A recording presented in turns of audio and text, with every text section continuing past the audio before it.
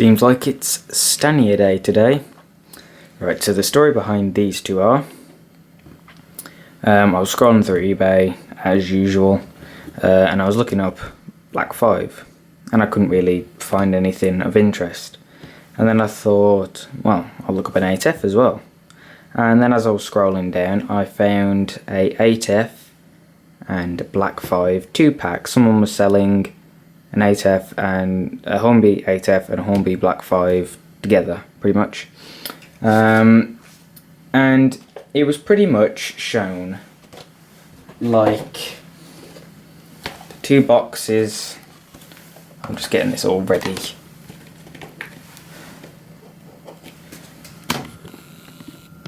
Two boxes were stacked up like that, and then there were separate pictures of the separate engines inside, and it was £150, so that would make it like each engine was £75. And there could have been other prices as well, but they were pretty much £75 each. But he was charging, I think it was £83 if you wanted to buy them individually. And I, of course, want both of these, so I spent the £150 on both of them, and apparently they've been unused for 6 years, I think he said. But these look pretty much brand new, so it could have been, they look like they're very modern versions of them. So here's the Black 5 box, super detail. I believe these, apart from my NRM Flying Scotsman, I believe these are my first pretty much super detail Hornby engines that actually say it on the box. And then here's the 8F box. So the review I'm going to do now is of the Black 5. So we're going to have to remove, sorry, that's my phone, I'll put it on silent now. Very sorry. Right, so I'll just remove the 8F.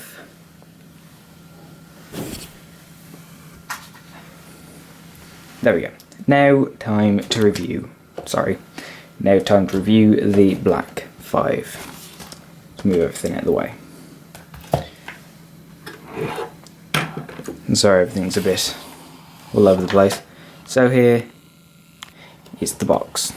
So you have a picture of 45455, which is the one that's there on the front cover. This one with the sanding pipes added on, because I think you actually have to add the pipes on yourself. Either that or they've broke off, which I don't think they have.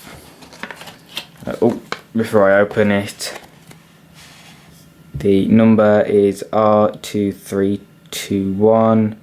It's a British Railways 460 Class 5MT locomotive, 45455. So if we just get the box out, there's nothing of course in there. Well, there's no engine in there at least. Here are the instructions telling maintenance, general maintenance, how to put on the brake rodding. Only remove, I don't think I've seen the important notice thing before. So just because, it might be because it's a super detailed one and they don't want you spending all that money and then it breaking because you've been careless taking it out of the box, so that's nice. I haven't really had a look what's in here. So brake rodding, it's quite unusual. I'm guessing them coupling, either that or it's a very odd slim line. Yeah, there it is. Oh, I can add steps, the piping for the sanders. It seems to come with two. Does it come with two? No, just the one coupling. And a screw. I don't really think, I might not add them on. Not normally one for adding on the details. Right, so now onto the locomotive itself. Back it up. There we go. So I'll review the locomotive first. And we all know of the Black 5. So, like I said, I'll review the locomotive first. The history on it, for those of you who don't know, LMS engines are very easy to kind of, I guess you could say, decode. 5455 is its LMS number, and then for it to be a British Railways number, you add a 4 on the front. So the Unknown Warrior, which is the new Patriot that's coming out, is 5551, I believe. So that means we are numbers 45551. 4555, yeah, 4551. So its LMS number, like I said, was 5455. BR number 45455. It's a Black 5, obviously, made by Stania. It was built on the 30th of, hang on, I'm just thinking about this one. If it's the 12th, December, November, I think it was made in October 30th, 1938. So it's basically the 30th of the 9th, 1938, yes. It was built at Crew Works under British Railways, and it spent all of its life at 68A, which is Carlisle Kingmore.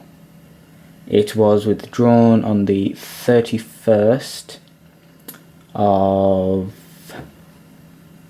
September 1967, and it was disposed on the 29th of February 1968. So it was disposed a couple months before the last steam haulage, or the 15 guinea special, which was pulled by 2 Black 5s, and I believe, was it Britannia or Oliver Cromwell that did another last one? I can't remember.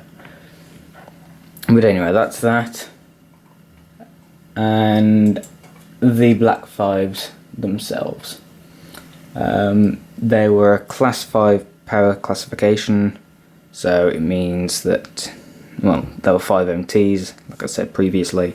So that means they were power rated Class 5, and they were mixed traffic engines, so they could just pull anything. If the track would allow it, so like if they were too heavy to go on a branch line, then obviously they couldn't take it. They were universally known as a Black 5 because they were pretty much always in this black livery. I think some were in BR green and others were in Crimson Lake livery, I believe it's called. They were introduced by William Stanier in 1934 to 1951, and 842 were made. But they weren't as numerous as the pannier tanks, but I don't know how many pannier tanks there were. They participated in the last day of steam in 1968. They were favoured by drivers and train enthusiasts. They were LMS's kind of rival. This was LMS's answer, should I said, to the Hall class, the Great Western Hall class. And to be honest, I do really like the Hall classes, but there's just something about a Black 5 that's really nice. So anyway, onto the review itself. Yeah, there we go. And I must admit, there's not as much weight as I thought there was going to be to it, because it is actually quite light compared to some of my other engines.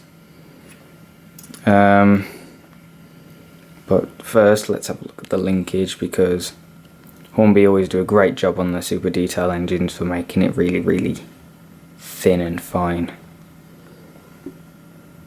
Like I said, there's not actually a pipe for the sanders.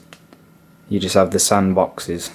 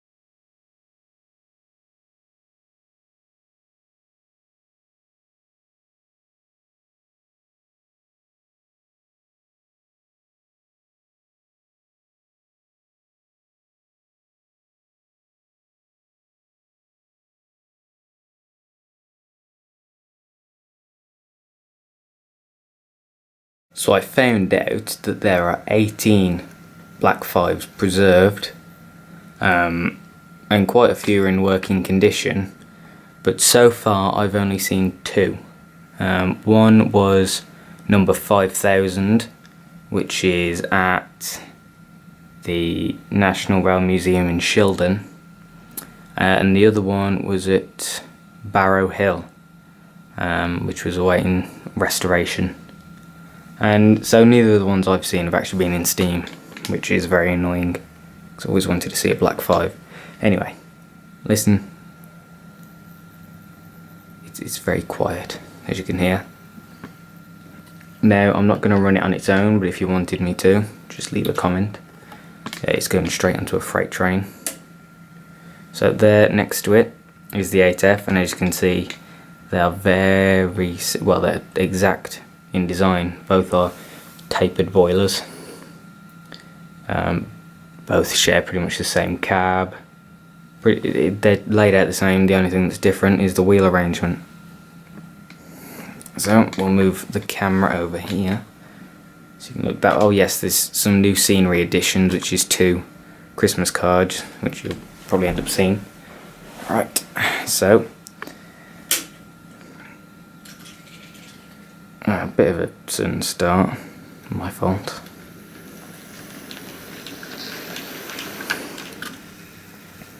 Oh, the tender's got jammed on something. There you go. We'll back it up and do it again.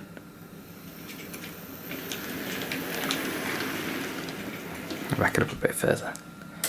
Right.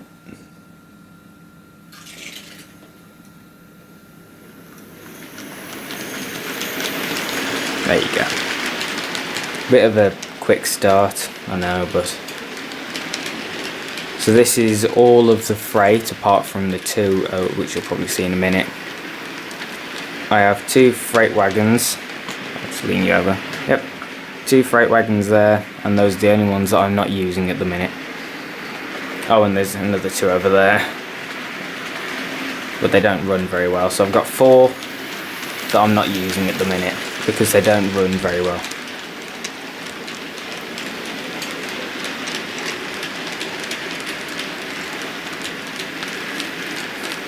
I must admit the 8F, which it really should be, is stronger than the Black 5, and oh, we seem to have come undone to the train. Just kind of given up. Doesn't seem to have been going very well today, does it? But anyway, like I was saying, the 8F is stronger than the Black 5, which it really should be. So obviously that means that that is heavier.